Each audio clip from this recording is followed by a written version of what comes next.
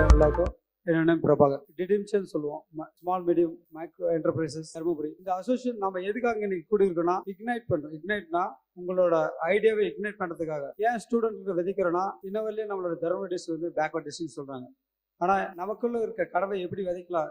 நீங்கள் படிச்சுட்டு வேலைக்கு போயிட்டு தான் சம்பாரிச்சு தான் வாழ்க்கை முன்னேற்றணுங்கிற ஒரு எண்ணம் குறிக்கோள், இந்த மாதிரி விஷயங்கள் தான் போயிட்டு ஸ்டெப் பை ஸ்டெப் தான். இதனோட நோக்கம் உங்களுக்கு ஆர்டிஃபிஷியல் இன்டெலிஜென்ட்டுங்கிற ஒரு தொழில்நுட்பம் இன்றைய காலகட்டத்தில் இருக்கு. அமெரிக்காவில் எந்த அளவு வளர்ந்திருக்கோ அதே அளவு தான் தருமபுரியிலே இருக்கும்.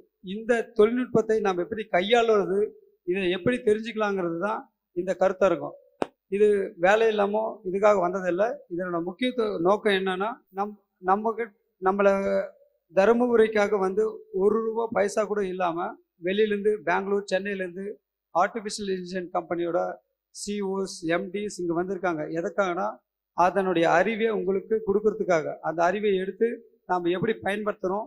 இது முடிஞ்ச உடனே எல்லா ஸ்கூலுக்கும் ஒரு 500 ஆர்டிஃபிஷியல் இன்டெலிஜென்ஸ் டூல்ஸ் ப்ரொவைட் பண்ணுவோம். அந்த ஆர்டிஃபிஷியல் இன்டெலிஜென்ஸ் டூல்ஸ் என்ன செய்யுதுன்னா, நம்மளோட டெய்லி ஒர்க்கை சிம்பிளிஃபை பண்ணும், நம்மளோட ரிசர்ச் ஒர்க்கை சிம்பிளிஃபை பண்ணும். நம்ம என்ன நினைக்கிறீங்களோ அதை ஒருத்தர் 100 பேருக்கு சமமாக உருவாக்குற இந்த டூல் இன்னைக்கு இங்கே நாம் என்ன விதைக்கிறோன்னா, சார் சொன்னார் கணேஷ் சார், ஐடி பார்க் வந்தீங்கன்னா, அதே ஐடி பார்க் மட்டும் கிடையாது, எல்லா துறையிலும் ஒவ்வொரு துறையாக நீங்கள் தெரிஞ்சுப்பீங்க. அடுத்து வந்து பேனல் டிஸ்கஷன் சொல்லுவோம்.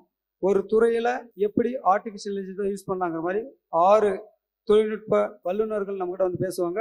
அதை கவனமாக உள்வாங்கிட்டு அதை பயன்படுத்த பாருங்க. இந்த ஐடியாவை இங்கே வந்து பேசுறதுக்கு முதல் உறுதுணையாக இருந்தவர் ஐஐடி மோகன்ராம் சார். அவர் வந்து நான் இந்த கொண்டு போய் கேட்கும் போது ஒரு விஷயம் தான் சொன்னார். அடுத்து நீ ஒருத்தர் மட்டும் போய் பாரு அப்படின்னாரு. அவர் தான் நம்ம வெங்கடேஷ் பாபு சார். அவரை ஒருத்தர் தான் பார்த்தேன். இந்த ஒரு வாரத்தில் நம்ம இந்த கூட்டத்தை சேர்த்திருக்கோம். இதனோட நோக்கம் தருமபுரியின் வளர்ச்சி உங்களின் மூலம். நன்றி, வணக்கம்.